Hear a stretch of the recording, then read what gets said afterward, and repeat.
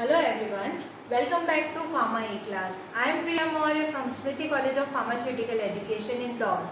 In our previous lecture, we have discussed about the general introduction about pH, buffers and isotonic solution, and also know some brief about Sorensen's pH scale, how it works and what is the history behind the origination of the pH. So let's discuss what is Sorensen's pH scale.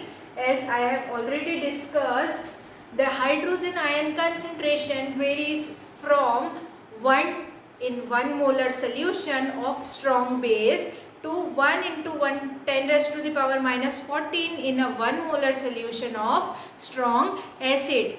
The calculation were expressed in such a way become tedious. Thus, the Sorensen, a Danish chemist or scientist, suggested the simplified method of expressing the hydrogen ion concentration.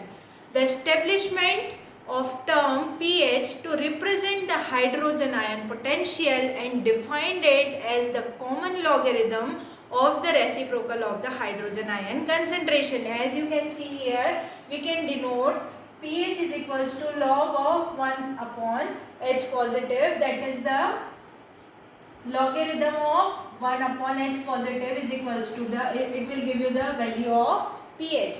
According to the logarithm rules, we know that whenever we get this kind of equation, we can write this equation into this form. So we can rearrange this equation. So we can get pH is equals to log 1 minus log H positive ion concentration.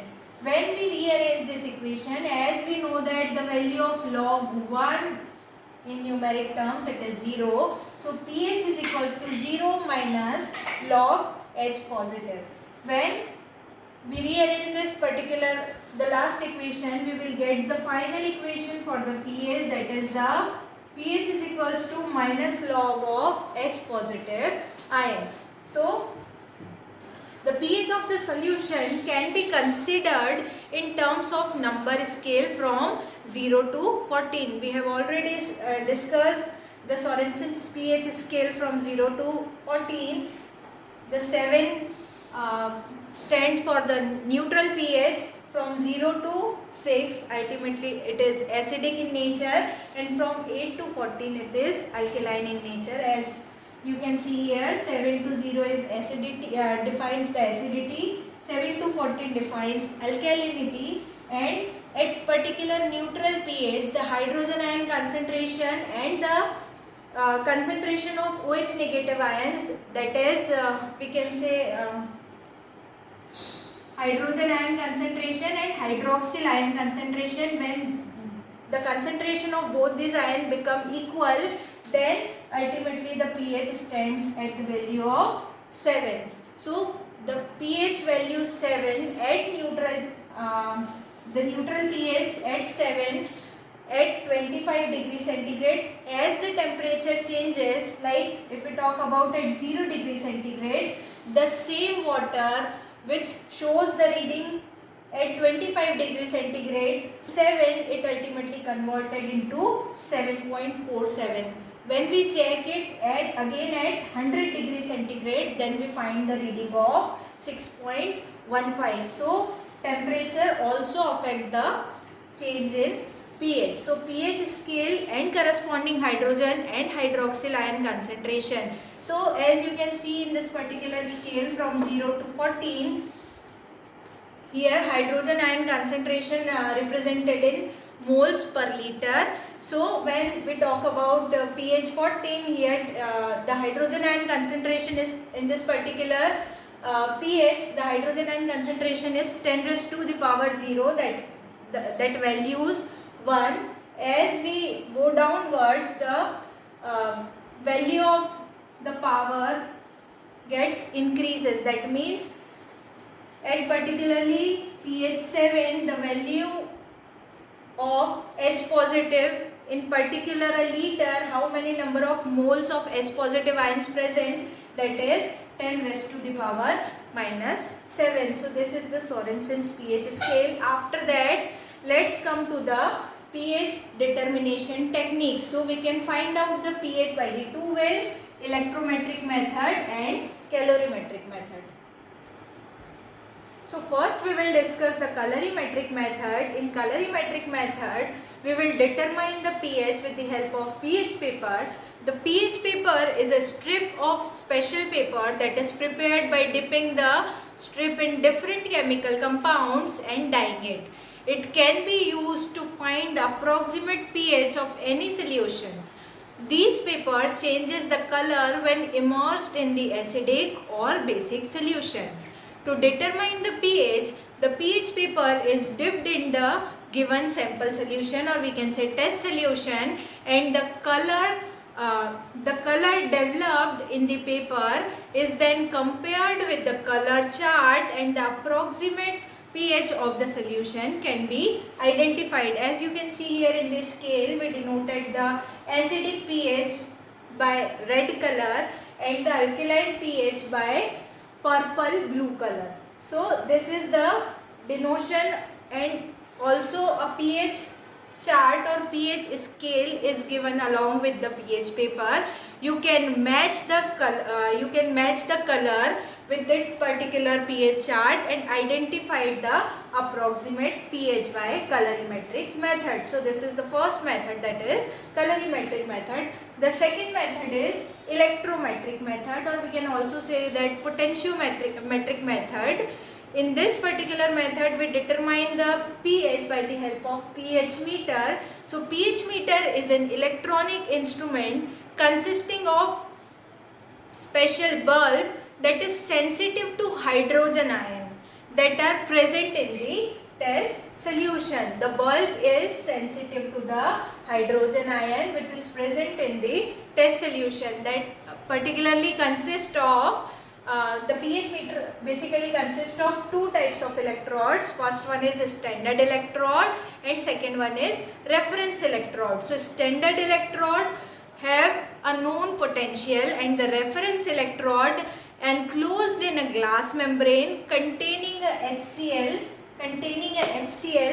filled in it. So the standard electrode having a known potential value, and in reference electrode this will ultimately give you the value of the approximated pH of this particular test solution. So what is the method of determination of pH?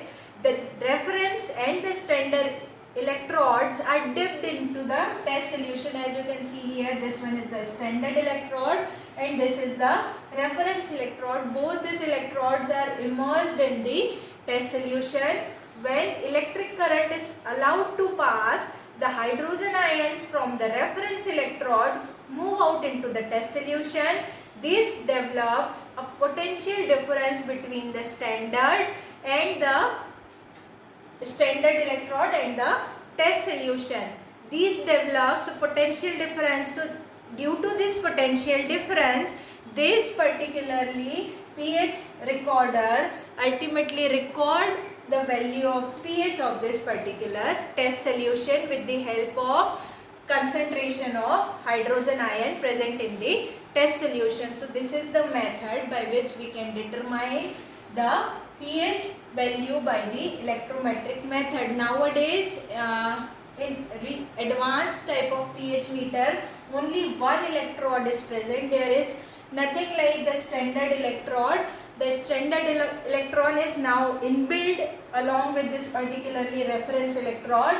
So you have to only put that particular reference electrode in the test solution and you can easily find out the pH of the test solution. So what are the various application part of this particularly? So why we have to find out the pH of any solution or any test solution? To find out the concentration of the hydrogen ion and also to find out the concentration of hydronium ion or OH negative ion. We can find out the concentration with the help of the equation which we have discussed previously. We can find out the hydrogen ion and hydronium ion concentration, and we can also find out the concentration of buffers to be added. Whenever we want to adjust the pH of any solution, we or to increase the stability of any product, so we have to incorporate the limited or identified quantity of the buffers in that particular solution. So we have so by the help of this particular equation, we can find out how much amount of buffer we have to add for that particular solution. So this is all about the application part of the pH. There are some precautions in the handling of the pH meter. So what are that? For very precise measurement, as we know that in colorimetric method we find out the approximate value of the pH, but if we talk about in electrometric method, we find the precise and accurate reading of the pH. So for very precise measurement, the pH meter should be calibrated before each measurement. The calibration should be performed with at least 2 buffer solution with the known pH. Basically, we perform the calibration with the help of 2 buffers, one which is acidic in nature and one which is alkaline in nature. Basically, the pH which is taken for the calibration is pH 4 and pH 10. So these 2 buffers are generally employed for the calibration of pH meter. After measurement, the bulb should be rinsed with the distilled water to remove any traces of the solution, and then ultimately we have to dry the bulb with the blotting paper.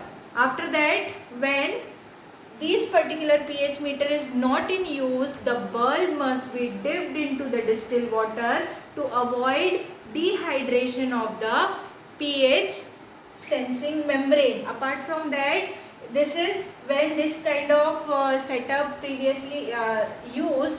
Nowadays only a single reference electrode is used, and that particular electrode we have to dip in the KCl solution. Thank you.